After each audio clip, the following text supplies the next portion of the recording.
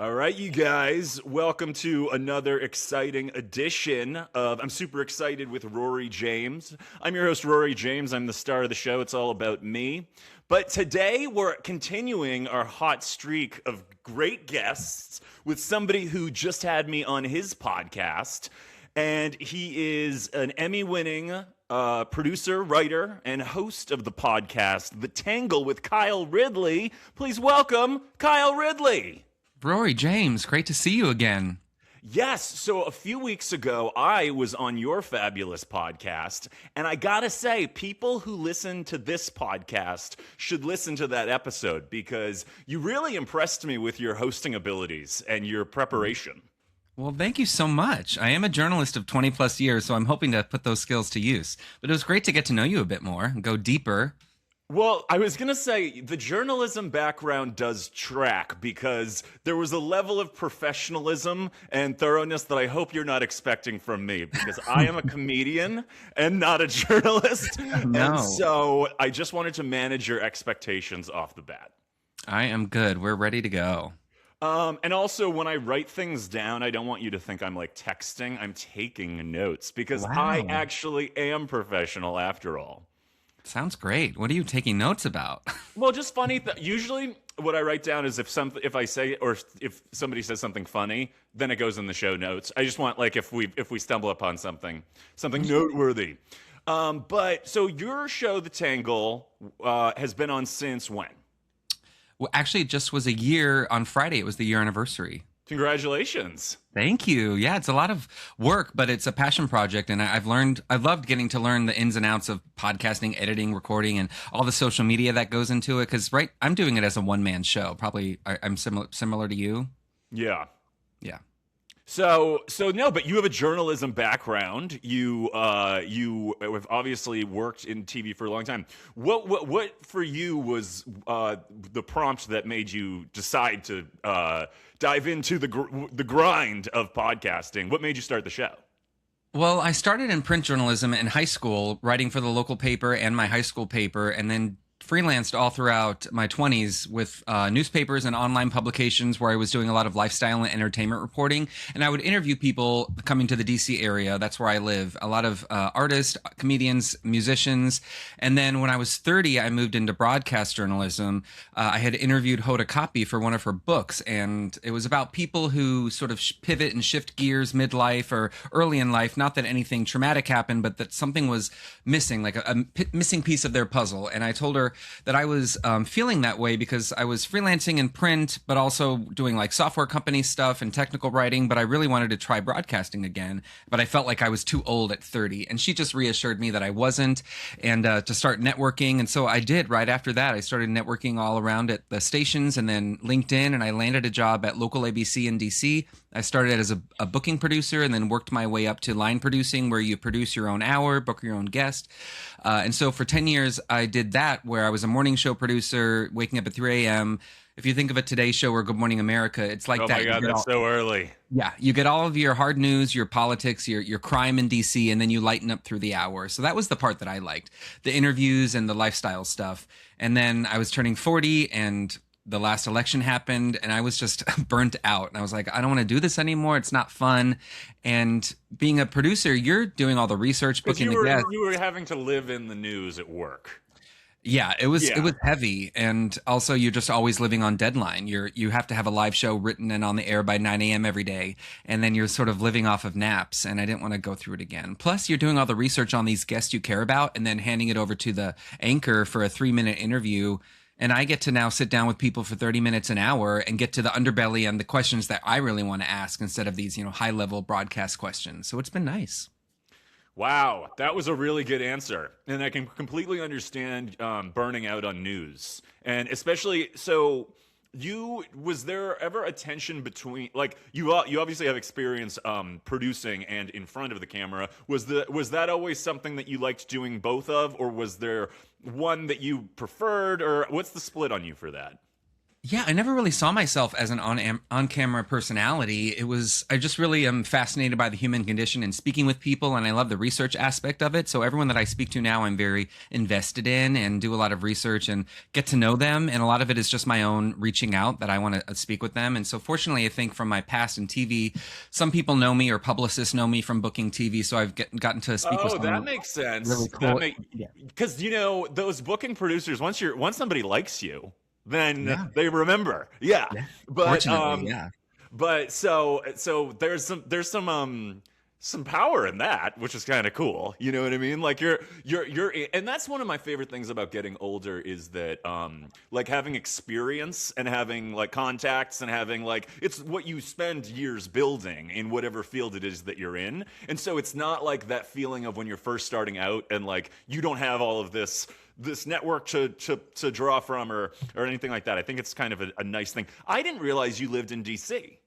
Yeah, I grew up in the Northern Virginia, DC area, and that's where I've lived all my life. I spent like 6 months in LA in college. I interned at NBC LA and the Dr. Phil show. So I have been to LA a bit, but Okay.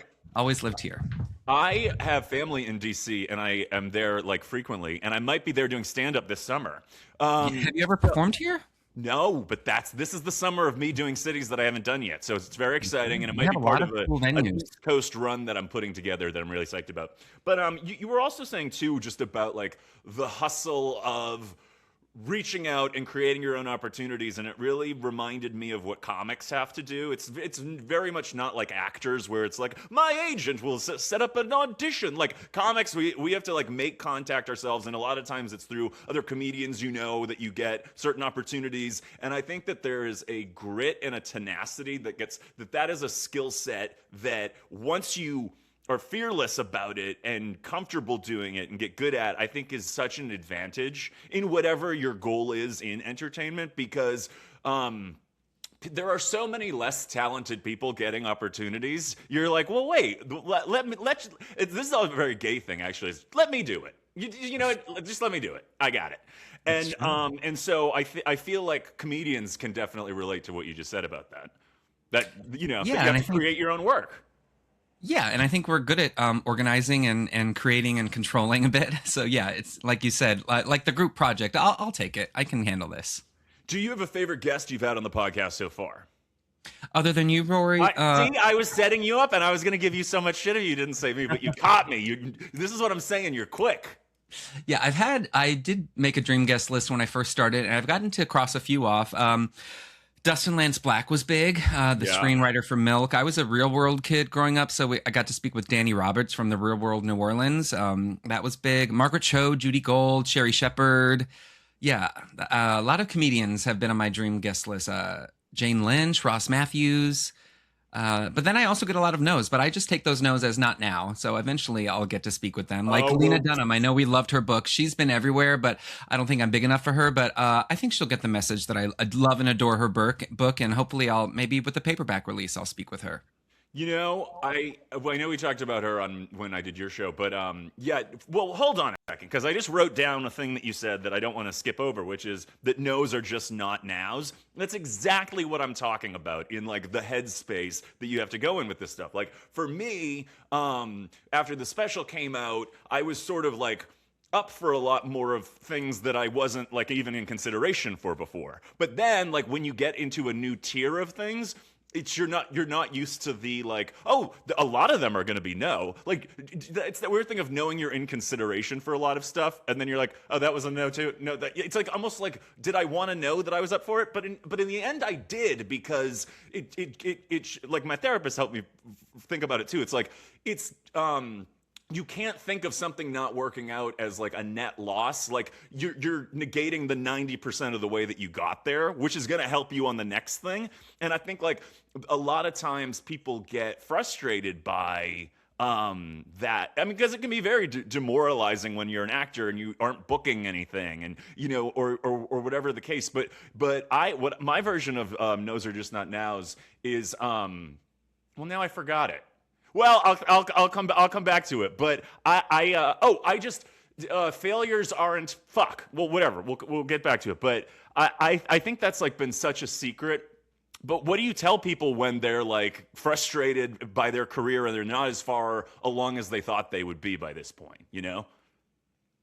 What do I tell people? Yeah, what do you like? Because what I'm hitting on in your personality is you're somebody who like you're tenacious and oh, this is what it was is I can take 3,000 no's if I can get one yes, and then I started to revise that because I was like, actually, it feels worse than I thought. You know what I mean? Where you're like, I think I can do that, and then I'm like, oh wow, that hurts. But yeah, like I think it's also age. I think it's also our age, and just we've experienced a lot of rejection at this point. We know it's not the be all end all, and just coming from my TV background, you know. You talked about power. I would receive hundreds of pitches a week, and a lot of them were, "Thank you for reaching out, but we're going to pass," or "No, check in later." So I have had to reject a lot of people. I also know that that's not no forever. Maybe they'll have a better pitch later on, and maybe I'll have like a spot that needs to be filled by that type of person. So I just know that it's not, you know, a hard no. And also, when I was in TV, I would reach out to celebrities and people trying to get them on my TV show, and like Right. a lot of them would say no. So I know that with my podcast, I'm going to get a lot of no's, but I also know like I'm going to build a profile. I also know I'm a solid journalist. I'm confident that it's not because of my character or my skills. It's just like I'm not known, I'm not big enough, and these are big time people that have a lot of demand. So I'll just keep trying, and I think it just takes time. And you know, there's a lot of stuff that I want to do still with my life. Like I want to write a book. I want to be on. I pitch myself for TV programs now. I've been on a few, but there's going to be no's. I don't want to weigh myself down in the burden of rejection, just because there are a lot of yeses too. And there's also the connection that you get with just regular old people. Doesn't need to be elevated on a national platform at all times. That's fun. I love everything that you just said, and also because I always try to remember too, like just because something is a no, it's like sometimes when you're on the receiving end of it, you have to remind yourself like they didn't say like no, you fucking loser, like we hate you. Like in reality, it's somebody who's like running late for a meeting and is just trying to like respond to all of their emails at once, and it's just like it's a quick, you know what I mean? It's a blip in their day. But it was funny recently. I was up for one of the late night shows, and now there are just so many fewer of them that it'll be obvious which one it was. But I think the booking, the producer got back to us, was like, who does the stand up for that show, was like, he's good, but there are so many more famous people. Like it was something like that, and I was like, he's not wrong. You know what I mean? Like, so it's also like, yeah, kind of. I think it's like the more that and artists are really bad at this, but maybe it's the producer in you. You're like, oh, it's not all about me, you know, in everybody's life. Yeah. No, never. It's rarely.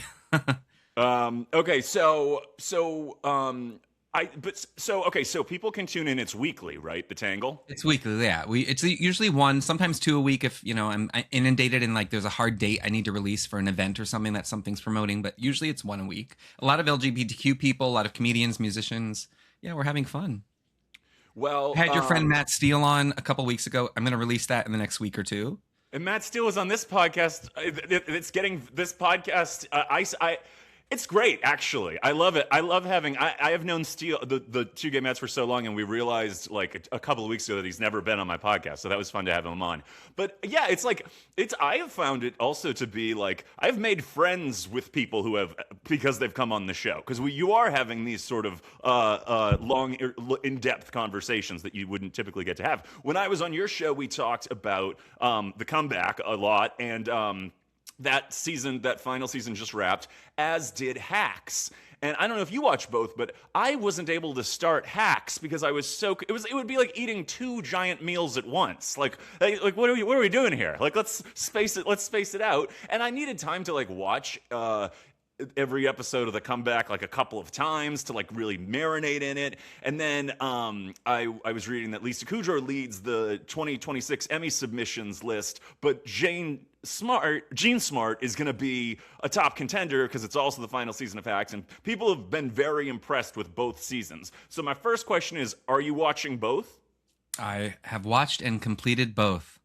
Okay. How thoughts on both?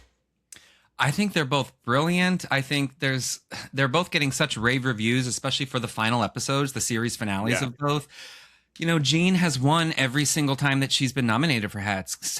It's been 4 times that she's won. So she could go out with a bang and take all 5. But I just think, Lisa Kudrow has been Valerie Cherish for 21 years now, and even though it's only like 3 seasons and like 30 episodes, just the arc of that character and the evolution of Valerie Cherish over the decades, I think she deserves it. I think it's sort of almost like a lifetime achievement award at this point. I think it's so impactful, and the way that series tackled AI and just the industry, I feel it should be studied in like classrooms, especially with the fears of AI. And I mean, Hacks is brilliant. I feel like Gene will win just because more people watch Hacks. I think critics know Hacks.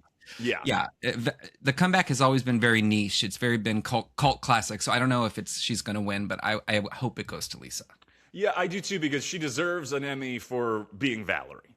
But I did watch, so I have just now started Hacks because I have the bandwidth back. So I watched the premiere last night, and something that occurred to me was that in each season of Hacks, the season premiere does such a clean job of setting up what this season's going to be about. Like, what's the conflict? What is Deborah up against? What is Deborah trying to do here? And I feel like there's something, and maybe it's the comedian in me, and I like structure. I'm into structure. I don't know if maybe this is true for everybody watching, but I like when a show sets up the season that way, because then it's not like, where's this going? Is this going to get good? It's like, okay, I know what we're doing here. Like, let's go for it. How do you think this season compares with the previous ones? Hacks is another series that just sort of just gets better and better. The writing and the cast and the people they add along the way, like Robbie Hoffman, she's hilarious, and Meg Stalter can do no wrong. It's probably the best ensemble, I think, out there. And there's a brilliant cameo this year from Laurie Metcalf again that I think she'll get nominated for her one scene. I think she could get nominated for Guest Actress. I mean, there's nothing bad to say about Jean Smart and Hannah Einbinder. I have such a special place for the comeback, and I think it deserves more shine. And the fact that Lisa Kudrow writes that show only with Michael Patrick King, it's just them two. That says a lot. Well, what I would say in terms of like Emmy-worthy acting moments, I think in this season of the comeback would be the Mickey episode when her grief finally catches up to her. That was masterful. And then that final episode and that final scene with Jane, and getting into how it's so Valerie to say, like, humiliated. I wasn't humiliated. You have to sign up to be humiliated. I just did what I had to do. And I was like, wow, like she's so in that character that you're like, wow, like I get it. And that's why I think Jane says something like, I feel like I'm just seeing you for the first time. And I don't know, their relationship is so sweet. But you mentioned Laurie Metcalf on Hacks, and I think she actually did get a Guest Actress Emmy, at least nomination for the last time she was on. And that scene, that was like one of those scenes I've seen so many times because of her, like the gruffness of her character as the tour manager. And how mean she is to Hannah. Like that would be, I would be the Hannah in that situation. Laurie Metcalf and Lisa Kudrow are in my like top 2 actresses ever. I grew up on Roseanne, and yeah, all of that. Have they ever worked together? I would love that. No, they need to. I always say they should go on the White Lotus together. They would just be brilliant. Oh my God, the White Lotus. Yeah. So I know they can both do no wrong. Okay. So I think that's the TV stuff that I wanted to talk to you about. But I also, so you have a segment of your podcast called Tangled in Music. I do. I try to include a song every time that I'm tangled in, because I just am always listening to music when I'm walking the dogs, going to sleep. It's just always on. Yeah. And from what I understand, your fave is Alanis. Yeah, since 1995, so 31 years. And actually, well, we're recording this on June 1st. It's her birthday. She's 52 today, and she's still going strong. I saw her in Vegas last November. She's touring the UK this summer. She's just been my number one. Yeah, so a lot of Alanis. A lot of female singer-songwriters are what really speak to me. Well, you just made me laugh because, like as gay men, I saw this tweet once and I never forgot it. When every gay boy is 13 years old, he is assigned a woman working in entertainment to protect at all costs, even if it means his own downfall. And so when I asked, like, is that your if you had to pick one diva, the Absolutely. That's where your loyalty lies. I've seen her dozens of times. I have tattoos of her. I know yours is Mariah. I would love Alanis to write a memoir. I don't know if it's going to happen, but I'm lucky. And we're lucky that we got the meaning of Mariah. I actually have it on my book right now. And during like peak COVID, it was like I would take mushrooms and listen to the audiobook, and I was like, I'm fine. But but so what I want to, and hilarious, what was going to make me laugh is that you said that Alanis is 52 today, and if I ever put numbers on Mariah, she would have me beaten. So, but different ladies, clearly both huge in the 90s. What was it about Alanis that wasn't just, oh, I like that? Like everyone had Jagged Little Pill. Everyone knows that album. Like everyone has a casual relationship, at least with Alanis from the 90s. What makes her so, like, what is it about her that we're getting tattoos of? I think it was just her unbridled spirit and the lyrics that really caught me in the mid 90s. We didn't have female songwriters really doing that. I was probably, 41 now. So I was like 10 when Jagged Little Pill came out. And yeah, I was immersed in Madonna and Janet, Mariah and Whitney Houston and all of that. And then she came along and I was a little young to maybe have recognized the grunge era with like Hole or Liz Phair. I doubled back to them, but Alanis hit the mainstream and just, You Ought to Know, Hand in My Pocket, Ironic. I think I just loved her raw energy, her long hair, how she would go crazy on stage. And she actually encouraged me to like start writing. So I was like, oh, I'll start writing poetry and writing my own feelings. And just ever since then, I've been connected to her. And everyone, connects to Jagged Little Pill. It's still, I think it's in the top 12 albums of all time, sales wise. But her second album is what really got me, Supposed Former Infatuation Junkie. I was going to ask you about that. Because, okay, so everybody at Jagged Little Pill, everybody knows all those songs on Jagged Little Pill. My favorite song on Jagged, I think it was at the time, Ironic. Because that Ironic was a cultural thing. Yes. But I liked You Learn. Sonically, that one just like, and you know what? Maybe it just like, I have a sensory memory of being in someone's Jeep in 1996. Like, it might be one of those songs that just takes me back to like a safe place. But so the next album I remember being different. It was different, to say the least. And I was, like at that time, like carefully observing the pop music landscape, particularly along the women. And I remember, I was still pretty young, and I was like, oh, she's taking some kind of a left turn here. This is interesting. What did you make of that second album when it happened? I think it was scary for a lot of people because, especially in the 90s, we one-dimensionalized a lot of people. We put them in a box. They really couldn't venture outside. And with Jagged Little Pill, she was labeled the angry white woman, like even on Rolling Stone. And the album itself is not angry. You Ought to Know is angry, but she always says it's more about sadness and she just needed to get the feelings out. But like You Learn, Head Over Feet, those aren't angry songs, but people wanted her to rage. And I think that was sort of her Fuck You album, the second album, because she went more spiritual. She went to India. The single she chose was just her naked, thank you, singing in the street about thank you, India, thank you, Clarity. And then, yeah, she had like some dance music on there, was so pure. And she directed the music videos. She got a lot of pushback from the label, from fans, but I think she also didn't want to be on top of the world. And she was like Rolling Stone, Beatles-esque in the 90s before social media. She was like, if people remember 1995, 1996, she was everywhere. And I don't think she was built that way. She's Canadian and she was just like, I just want to do my own music. So no, she didn't sell 30 million albums again, but it really resonated. And I think it was just she just wrote lyrics. She didn't write choruses in a lot of the songs. Well, I was just going to say, I think the biggest distinct difference, aside from all of those like specific details that were included, was I think that she would probably identify more as an artist than a pop star,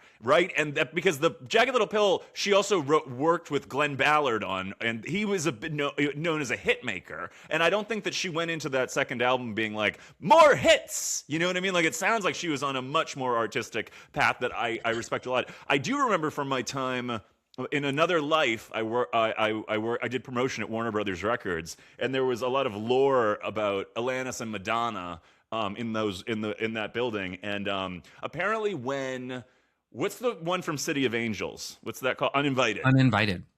Ends up being a huge hit, but Madonna told the head of the label, "Don't put that out; you'll ruin her career." But didn't. But it's definitely made some bold choices. But that's exciting to know. And then another song that you featured on your podcast segment that I like that not a lot of people know about is Kelly Clarkson, Sober. Justice for Mine December. That album also got a lot of pushback. That's actually a great transition into topically that, see, this is why you're good at the job. But so I remember, yeah, I was in college at that time, and I remember because I am a Kelly Clarkson man. And that was, you know, she had to do a lot of fighting her own battles with labels. But what I do know from my insider information at record labels at the time is that so when Sober wasn't this immediate, the second single wasn't this immediate hit, they pulled the plug on the whole album. But what was actually happening at radio was it was starting to develop organically, but the label pulled the plug too soon. So that's another, Kelly was right in this situation. But there's something, that song is so raw, and it's not even about having a drinking problem, but but I think it can be applied to so many different things, and it's so beautiful. It's so beautiful, and the notes she hits, it's a gut-wrenching song, and she can sing, she can out-sing anyone. Kelly Clarkson, I love her, and I just love the longevity she's had and how many different parts of her career. But yeah, I remember that album. She fought a lot, and yeah, it only got 2 singles. The record industry in the 90s and the early aughts was really gross. Yeah. Yeah. I'm a big Kelly fan and I'm a big Pink fan, and recently there have been a lot of clips on my algorithm of them singing together on Kelly's show, and which they've done a lot of.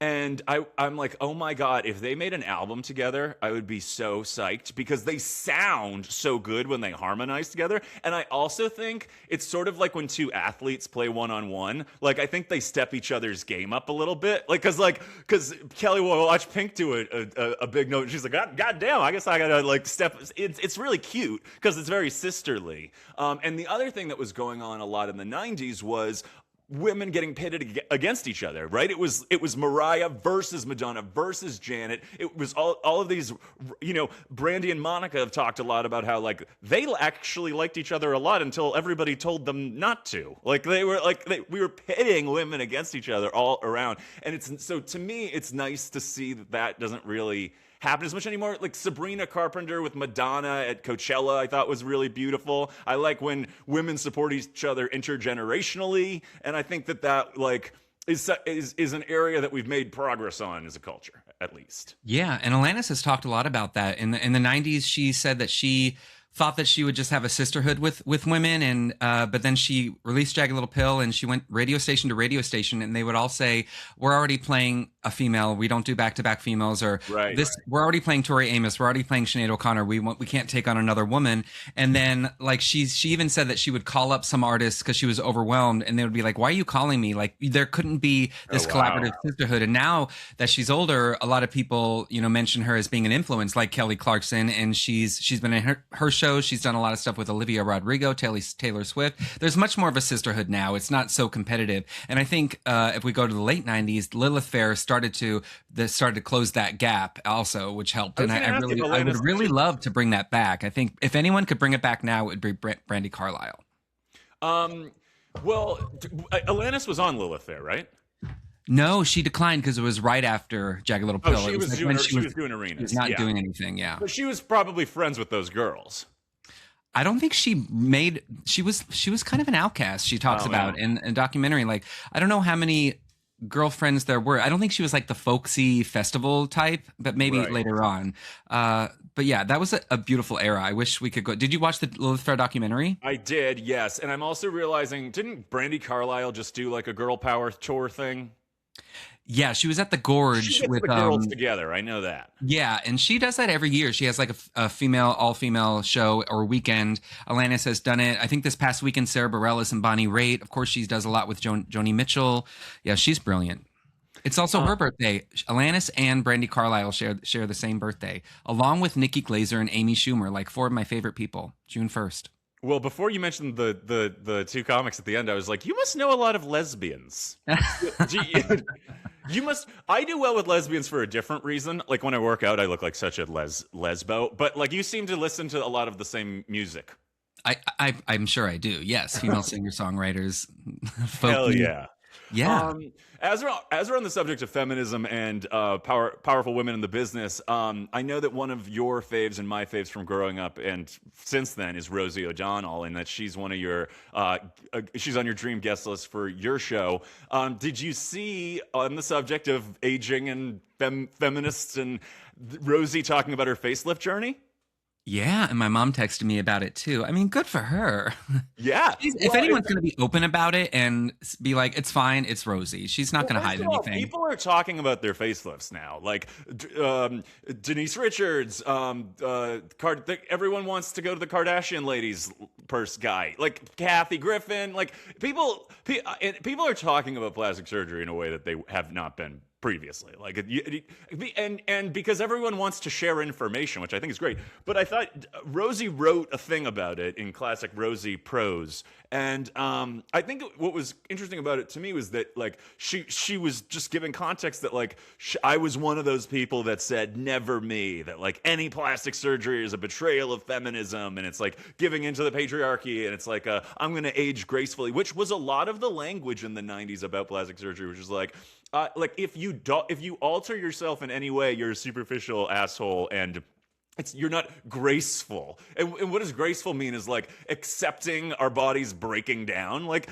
my grandmother, I remember I said something judgy about plastic surgery when I was a kid. My grandmother was like, she's like, it gets hard, and she's like, I respect whatever people like. My grandmother like respects people taking care of themselves, however that is. But Rosie goes on to talk about like she has lost a lot of weight, and so when you're her age and you lose a lot of weight, she had Manjaro face, which is what she was talking about, and she was like, I don't want to look at this anymore. This was the memorable term. She's like, it feels like intentionally melting. She like just like, and that there was pushback from her kid, and then she did it anyway, and how it's super not like severe at all, but it makes a difference for her. I just thought that was a really interesting thing for her to comment on at this age. Yeah, I think more people should, because I think more people are admitting that they're on GLP-1s, and naturally they're going to, if they're older, their face is going to take a different shape. And a lot of them are probably going to look to those facelifts to fix that as well, because they're not going to want to get off the GLP-1s and gain weight. So we're probably going to see a lot more of that. And I think people just need to be more open with it. I mean, it's becoming every day. And I think, GLP-1s are probably going to be over the counter eventually. It's like everyone's going to be on them. And I'm on the fence about that. I think it's a pretty dangerous road to go down, especially it's like we're returning to the 90s heroin chic era of celebrating these real thin bodies. But it's like we had a couple years of body positivity, but now it's like quick fix. We'll see. That's an interesting way to frame it. I think, like when it's from the Rosie context of like these are not people, or well, I can't speak for why everybody's using them, but what I would like to think, it's that these are people who need to lose a bunch of weight. Typically, it's not about like somebody finding their 18th ab. You know what I mean? Like and I'm sure I think people actually are microdosing with it for that reason, but. I look at it for me. I'm like, why I don't need it, so why would I comment on it? Because somebody who needs it, why do they need to hear what I think about it? You know what I mean? Like it, and I'm like just grateful that that's not something that I have to like that add to my budget and fucking stab myself with. You know what I mean? Like there's some discipline in that too, because I think it also gets framed as like, oh, this is for the undisciplined. This is like a shortcut, right? But I like to think of it as the heartwarming stories, like where it's like people, it changes their life and they're in it for the right reasons. But those aren't for me to decide. Is I guess where I'll land with that. But do what you want to do. I haven't done anything yet, but I'm on the verge. I'll probably be getting Botox soon enough at 51. Every photo I'm looking at, I can see more lines. Well, 41. Jesus, 51. Well, I mean, I thought you were just gonna wait another decade, but well, there's also something to be said about like preventative stuff prevents like down the road trouble. So yeah, as my grandmother says, whatever you got to do to keep it together. Somebody who is keeping it together. I was on your show. You were asking me about my current celebrity crushes. When people ask me my favorite comics and my crushes, I crash out because I'm like flooded with names and then I can't think of one.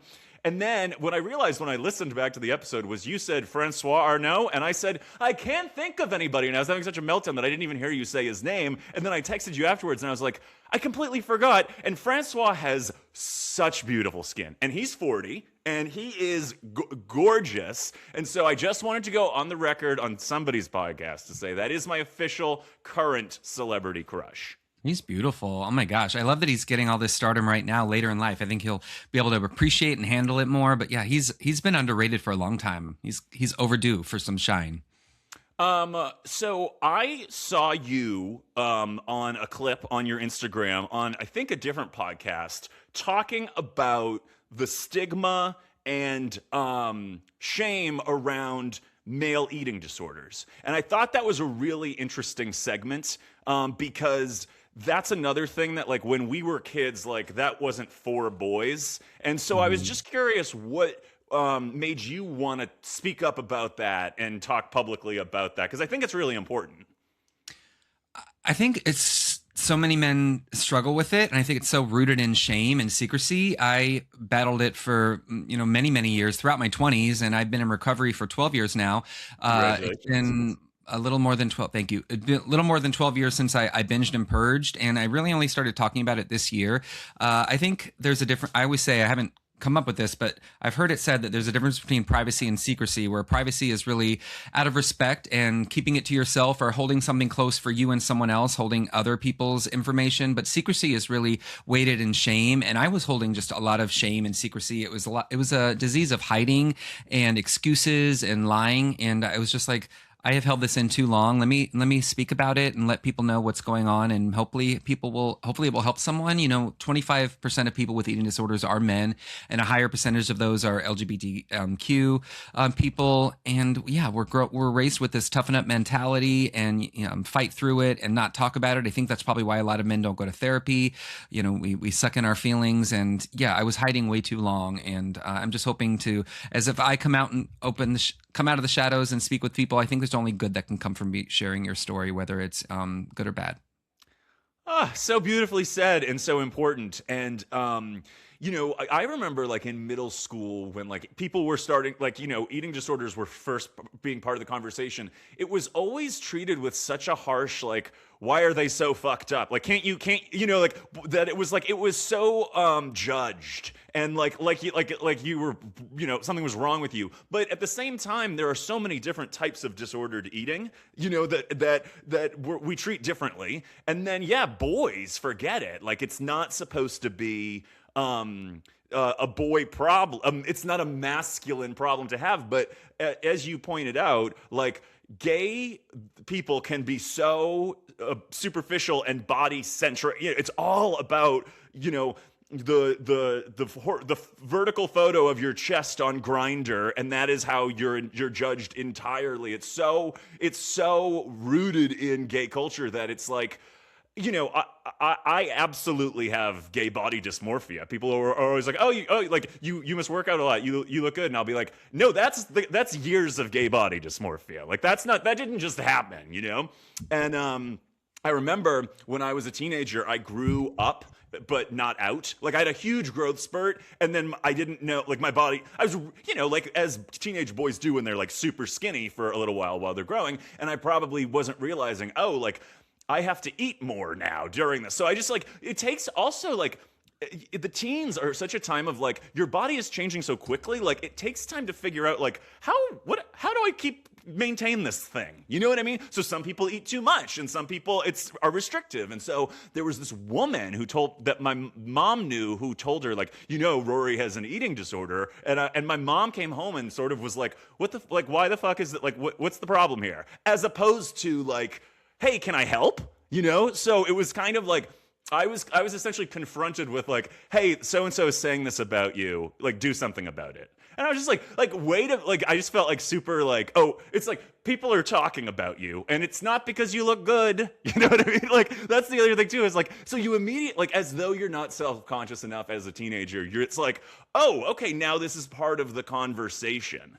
And yeah, I feel like it took me deep into my 20s to even just, like, figure out, like, homeostasis for, like, eating and exercise and sleeping and all this stuff. Like, it takes years to, like, figure that out. But because I think with a lot of types of disorders and addictions, like, asking for help is oftentimes the most shameful part for folks. How, if someone who's listening is like, I might have an issue, like, how do you know when you need to ask for help? Well, for me, it was a mini intervention. I was fully aware that I had a problem, but I was in denial about getting help. I thought I could stop at any time, even though in my head I kind of knew it wasn't working, because I would have a plan, just like I would diet in the 90s. Like every Monday I'll start a new diet. When I was in the midst of my addiction, it was like every Monday I'll try to stop binging, I'll try to stop purging, and it got to the point where I just couldn't. So I knew I had an addiction that I was struggling to get over with, but I didn't want to go anywhere for treatment. I didn't really want to talk about it or admit it, but people knew. So it was an intervention between my mom and my ex-husband. But also, I think just being gay in general, we're sort of uncomfortable in our own skin. Put that on, add that I was a husky kid, the chubby kid, which I hate those terms now, but we're uncomfortable in our own skin. And then a lot of us in the 90s, especially, we had internalized homophobia because everything we saw on screen was so one dimensional and perfect bodies. And, mine, even though it was binging and purging, I never had like a bunch of muscles or a six pack, but you see a lot of people that are addicted to just in the gym every day, 6 days a week, 7 days a week. Addiction too, yeah. Yeah, they're bodybuilding. They have a perfect 8-pack. They have no fat. There's a lot of restriction and addiction and obsession that goes into that. A lot of isolation. They're avoiding being with friends, social activities, so they don't have to eat. That was how I spent all my 20s, and it was also just my reward for stress. Oh, I'll comfort myself with food, binging and purging. It's a lot more than just looks. I think a lot of it is control. A lot of it is anxiety. That's one thing you can control and fill up on and sort of comfort yourself, not knowing how to get everything processed in your head. But yeah, it took me 20s, 30s to learn about nutrition, learn about coping mechanisms, stress, how to handle anxiety.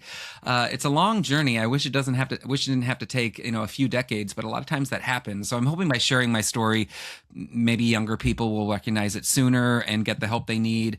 But I did go to a lot of therapy. I think I always tell people one thing that I recommend is just telling one person in your life that you trust, that's dear to you. Doesn't mean that they're going to try to fix you or try to force you to get help, but that they can receive it and they know that you have this issue and you're able to speak with them and open up, because it is such a disease of secrecy and just hiding and holding everything in. And that can be pretty lonely. So opening up one by one is a really great first step. I think that's great advice. And I loved your point too about how it's like, for some reason people think eating disorder just means like an emaciated looking person, but like the muscle bro who lives at the gym has a problem too. You know what I mean? Like I remember I was in New York recently and I went on this date with this guy and we went back to his place and we went back to his place and he took his shirt off and I just like made the offhanded comment like, wow, like that's great. Like, and he goes, it has taken so much mental illness to get here. And I was like, and I actually really like that I felt like that was a humble thing to say, as opposed to like, just, oh, thanks, like taking the compliment. He's like, no, this is crazy person stuff. You know what I mean? Like, and I appreciated it. I mean, to be that cut, and that takes a lot of discipline, a lot of restriction. Yeah. Counting calories. Time. Yeah. Oh my God. Yeah. I have a friend who goes to the gym twice a day for an hour a day, and for doing it for years. That's exhausting. So when you're not doing your podcast, like, now I found out you're in DC and sometimes I am, like, what's the rest? What does the rest of your life look like? So it's actually very social at this point. I was married for 12 years. I got divorced 3 years ago. And I would say up until my late 30s, it was pretty quiet. I just was a homebody. I lived with my ex-husband and my dogs, and we weren't involved in the LGBTQ scene at all. I never really had gay friends up until I got divorced. So when I got divorced, I made a conscious decision to try to build a community of people that I could grow with and go out with and grow old with. Because again, all my friends were like family and women, and I still have those close women, but they're getting married, they're moving away, they have babies. You don't see each other as much. And one thing that I always stressed with my ex-husband that we never got to was like, I really want to make gay friends and build community. So I sort of made a game of it, because I know it can be stressful for a lot of gay men who feel on the outside or feel like they're not part of the LGBTQ scene and don't know how to make friends. I was like, I'm just going to go out and make coffee dates or drink dates, 30 minutes, and get to know people. And I kept a note list of it, and I met like 120 people over a year. And yeah, you're not going to connect with everyone, but you get to meet someone for 30 minutes. And I think I've probably made a good dozen or two dozen friends from that, where we go to trivia nights, we go to karaoke. I have people to go with to the bars on the weekend. I just came back from the beach with 9 of my friends over the weekend. So it's very community driven at this point. And I do have a new partner, and We go to trivia on Tuesdays. We go to the bar on Saturdays if we can. We take trips. So yeah, I love going out, but I still am a homebody. I have 3 dogs. I have a foster dog, and I still have my family around as well. But it's much more community based at this point, where a lot of my 20s and 30s was just. Well, my 20s was really based on just my addiction, and everything sort of revolved around food and isolation. And I was high performing as far as like work went, and my partner, but there was nothing else outside of that. And then my 30s was very work focused. I was in TV, and it was just like my husband, and then work. And now my 40s, I'm hoping it can just be a very nice balance of work, community, pleasure, and yeah, evening things out. So I'm enjoying that. I was gonna say it sounds balanced because it's you had the marriage, the friends period. Now you get to do it all. That's the best of all worlds. Yeah, again, it takes a few decades to learn. Well, listen, you are so easy to talk to and do a podcast with. I know this because we've now done 2, but you're great at this, and I really respect your hustle and your game recognized game. And I love how open you were on my podcast too, especially about all your dating and how you're oh my God, you're finally going to settle down, right?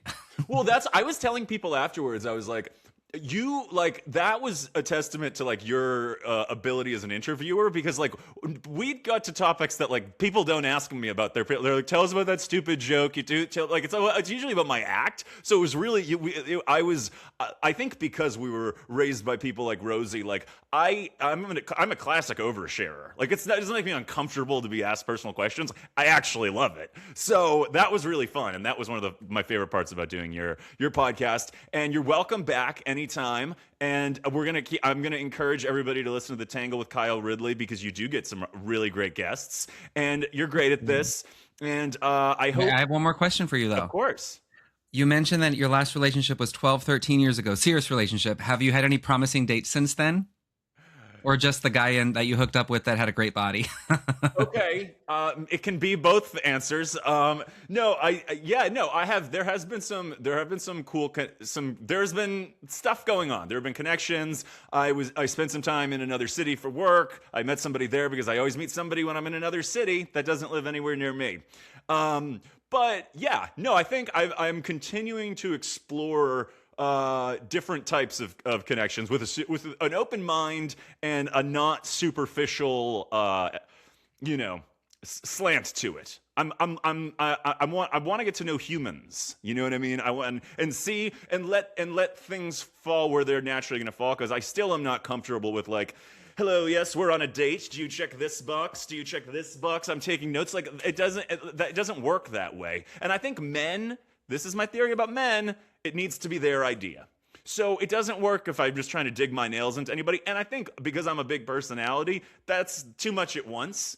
And I'm looking for the energy they're bringing to the situation too. Like, are they just looking for a casual thing, or are they just looking to date, or are they looking for something more substantive? So I really am going in with an open mind, I would say.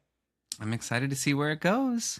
Yeah, you're like a journalist covering this story. We'll check back in. Will he or won't he? Yeah. By the time you're 40, are you going to get engaged? That's what I'm curious. A recurring segment. Well, we got some time, luckily. But thank you again for being on. Kyle Ridley, you guys, how do we follow you on socials? Kyle Ridley with an underscore, and the Tangle with Kyle Ridley is my podcast, and then KyleRidley.com, where I do media relations. So people need help getting, press on TV, podcast, connect with me. All right. Well, thank you so much again for being here. And until next week, you guys, stay super excited.